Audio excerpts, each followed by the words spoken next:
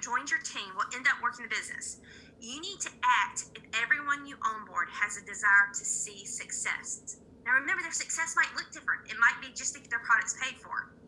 We should be assuming the sale, assuming the positive that they are going to get their products paid for. They're going to make $500. Throwing people into the deep end and seeing if they want it is not leadership. Listen to that. How many of you have been like, I'm gonna invite her to that Tuesday night call and just see if she wants the business and leave it there? That's not leadership. That's abandonment.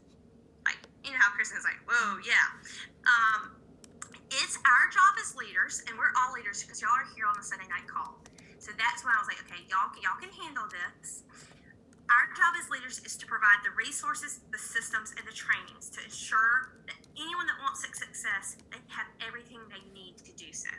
And that's why our Tuesday calls, our power hours, and our Wednesday calls, I hope you utilize to help them see success. And if you don't love, like if you're like, I like that, please, we want your help. We want your input because that's what we're trying to do. We're trying to roll out a fine-tuned system. So in May and June, all we're doing is recruiting and building this vision of getting people in to get them put into this system that works. A leader takes 100% responsibility for 100% of the results, both negative and positive. A successful recruit requires 100% relationship. So if Crystal's only going to give me, I know Crystal's busy. She's homeschooling her boys. She's, I don't know what she's doing, working out all the time. So she really only can give 20%. Sorry, Crystal, I'm just staring at your hat. I can't just say, well, she's not showing up for calls, so I'm not gonna. No, it's at some point we have to take responsibility, and I have to say, okay, what can I do to help Crystal be successful? So I see her objections. She's super busy. Again, it always comes back to systems, y'all. I'm giving Crystal the systems to make sure she can work this in her busy life. I'm really not trying to read everything, but I love how she said, this was her example. As a coach, I problem solve for the belief that every student of mine will get across the finish line. So again, their finish line, and this is kind of our action step for tonight. I want you to think about the people on your team and your new recruits and who you're going to. And I want you to think, okay, how can I be 100% for them? And how can I get them across their finish line? Now, their finish line might change in a month from now. But remember, our first finish line is really to get them silver because we want them to get their products paid for. We want to get that first $1,000 in their hand. Maybe you have some people on your team who are Ruby or senior Ruby. I mean, some of y'all have some high. Okay, what's their finish line? Maybe it's to hit Jewel by the end of the year or at some point. How can you help them get across the finish line? What else do they need? You always are asking questions. What else does Kelly need? What does Kelly need from us to help her see success? And I love this, y'all. She said, as a leader, you need to assume that every person you recruit for the business wants it. Again, I know that gets hairy with us with Plexus, but if this idea exhausts you, because how many does that exhaust you? When I say 100%, match them 100%, get them across, you're assuming they're going to get across every single one of you can. If this exhausts you, it's because you don't have a system, a container, which a container, I could do a whole call on the container because I love it. Basically, all the container, when she talks about that, is our team culture, okay? Our team pages, our team chats. This is our container. I love our container. So if this exhausts you, it's because you don't personally have a system, a container, or standards created in advance to protect your time. Mm-hmm. And I had planned to go into reactive and proactive leaders and what she means by that, because I think that kind of goes straight into what a proactive and reactive leader and the quality of those are. But I won't chat anymore because it's a lot. But I really just want y'all to go tonight and think, okay, what does it look like? I mean, you can write it down and send it to me. What does it look like for us to show up 100% for our team? That doesn't mean show up every day, all day, and always be on call. No. I mean, giving 100%. I think of like, when I pray for me to do things and all things of excellence with excellence, what does that look like for you? to do it with excellence and know you are giving everything you can for your team. And if it is exhausting, like, let's think and crack down on, are you plugging people into the system? Do you have a container, a personal container? I know we have Jewel Heist, I know we have this, but I want you to think about where are you plugging in your new people to create your own little team culture? Because I'll tell you, some of my newbies, I don't think Hannah's on here tonight, they have wonderful little group chats. And anyway, that's about it. Any questions with that? I don't know. Does that help y'all, or have y'all already heard Kristen Boss tell a podcast on that? And I just kind of butchered it, maybe. I don't know. You can unmute yourself.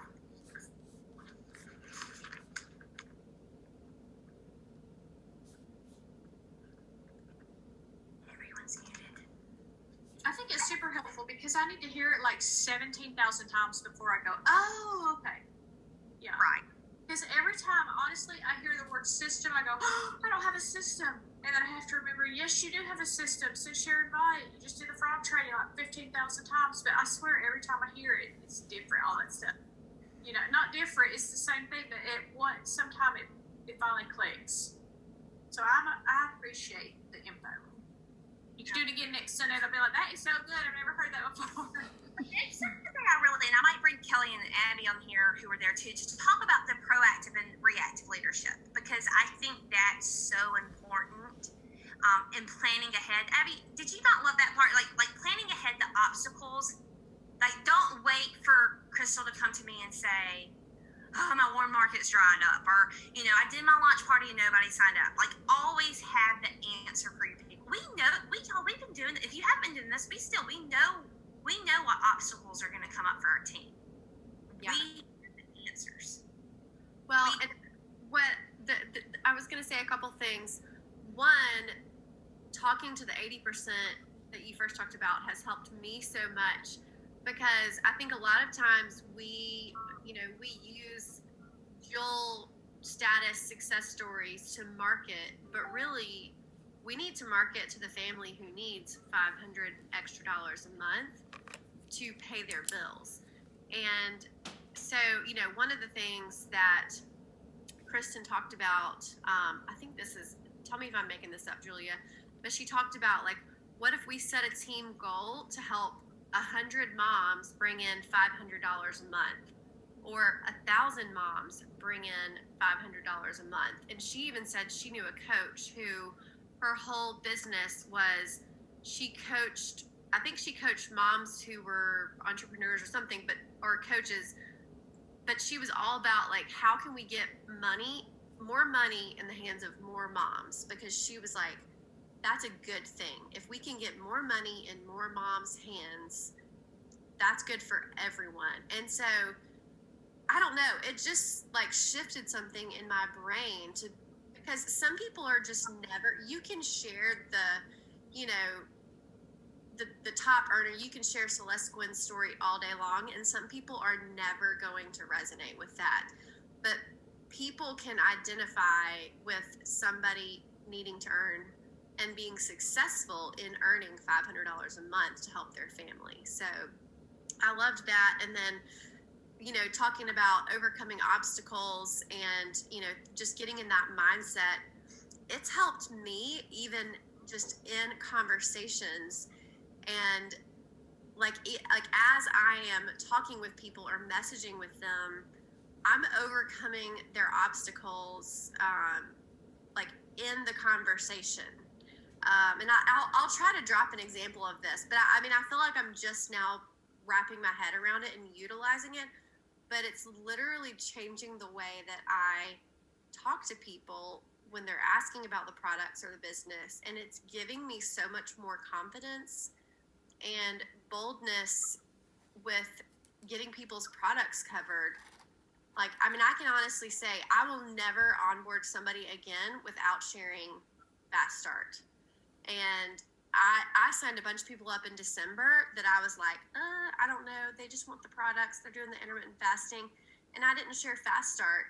And now one of them is working the business, and she's signed like 8 people up. And I'm kicking myself for not being bold enough.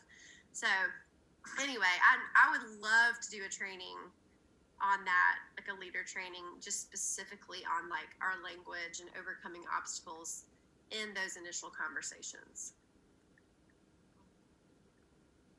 Yeah, I love the 500 people to make $100. Like, I think that might be like our April challenge, like a team. Like, what do y'all think about that? Like an April challenge, and like, I mean, I guess we were talking about like how hard it would be to kind of manage, but I guess people would just have to shout out once they make $100 or $500 or something.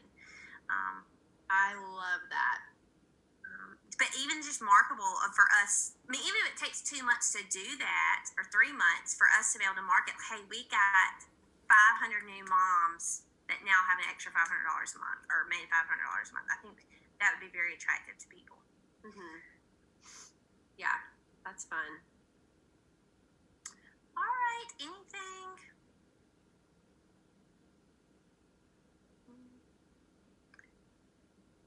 Okay, well, I'm going to say goodnight because it's almost 9:30. Again, it's good to see everybody's faces. Yes. Thanks, y'all, for sharing. Crystal, I just shared your Instagram with my team. I'm like, if you want to learn how to do reels, go follow Crystal. Okay, Crystal, I have a real legit question about reels. Where are you? Right here. You're up there. What if you're, okay, this is my problem, and I know it's a thought, so don't even. I'm not, like, I'm so not funny, I'm funny, if that makes sense. Like, I don't, like, I see girls, like, goofing around, dancing, I'm just like, that's not, like, for me to stay true to myself, I'm like, and you'll see, I've done 3 reels that my 13-year-old made, and they are so factual. I was like, I'm going to start with something that's just, and they're terrible. I mean, they're not terrible, they're out there. And I tell people it's kind of like when you ask your daughter to make up your bed, and you walk in and it's all wrong, but you just let it stay that way there until bedtime because you don't want to, like, down your, I felt like that's how it was with the reels because she made them, and I was like, I'm not going to fix what I didn't love. But what do you say for the moms that aren't goofy and dancing around and funny? Like, well, I cannot dance, so I don't dance. Oh, I can dance. That's not the problem. Maybe that's my problem. If I put myself up there, I can dance. That is one talent I have. There you go. It just feels silly.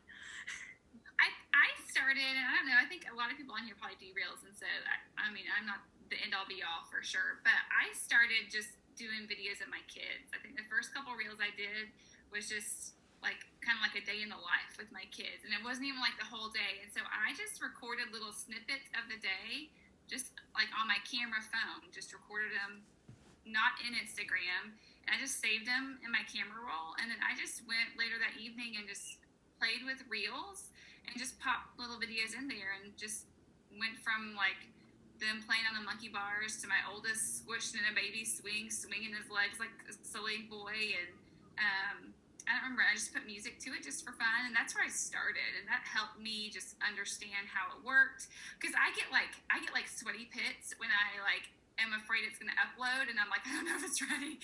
So I'm like, if it's not my face like doing whatever, I'm like, it's just my kids, so it's fine. So that helped me not be so nervous about it and just get some fun stuff out there. And then I started having fun with it, and then it just kind of evolved. And I still sometimes feel super weird about them. I'm like, this is so weird. But then I just decide, just send it, put it out there.